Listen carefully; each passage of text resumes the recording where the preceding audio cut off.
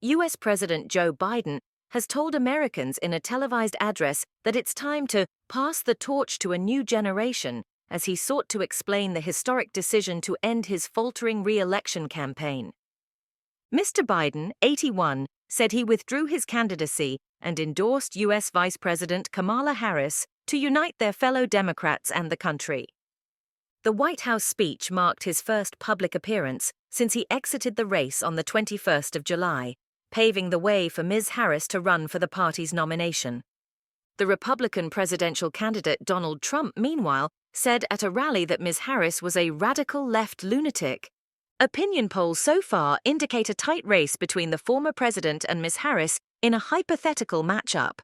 In his address on Wednesday night, Mr. Biden spoke for 11 minutes from the Oval Office, with his wife, Jill, son, Hunter, and daughter, Ashley, in the room alongside some key White House staff. "I revere this office," he said, "but I love my country more. I have decided the best way forward is to pass the torch to a new generation," added Mr. Biden, who has been in public office for over half a century. "That is the best way to unite our nation." The president vowed to finish the job for the American people before the end of his term in January next year and called Ms. Harris, 59, an experienced, tough, capable partner. Mr. Biden said he believed his record warranted a second term. "But nothing can come in the way of saving our democracy," he continued. "That includes personal ambition. The great thing about America is here. Kings and dictators do not rule. The people do. History is in your hands. The power is in your hands. The idea of America lies in your hands." As they were being ushered out of the room, the White House press corps heard applause from family members and staff as the president spoke softly.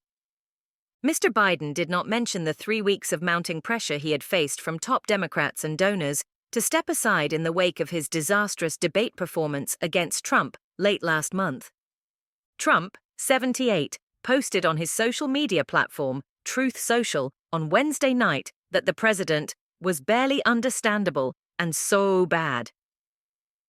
Speaking earlier in the day at a rally in Charlotte, North Carolina, the Republican attacked both Ms. Harris and Mr. Biden, whom he called the most damaging president in U.S. history.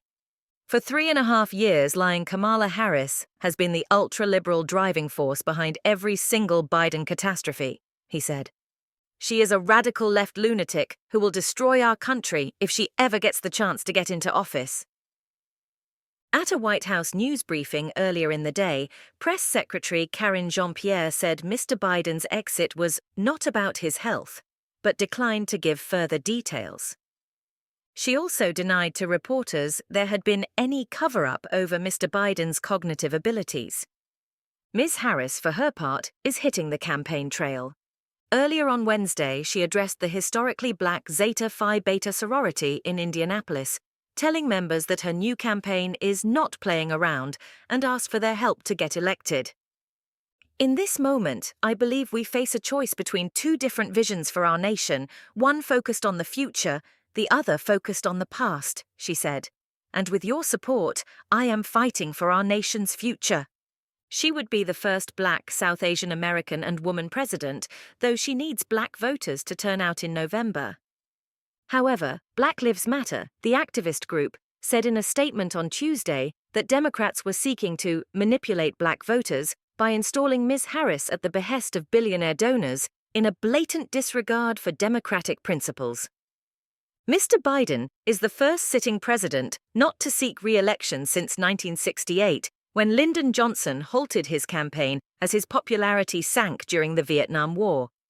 Some Republicans have called for Mr. Biden to step down now as president, arguing that he cannot run the country if he cannot run for office, a charge the White House has rejected. On Thursday, Mr. Biden is expected to meet Israeli Prime Minister Benjamin Netanyahu at the White House, as well as with the families of U.S. hostages still being held in Gaza. Subscribe to our channel.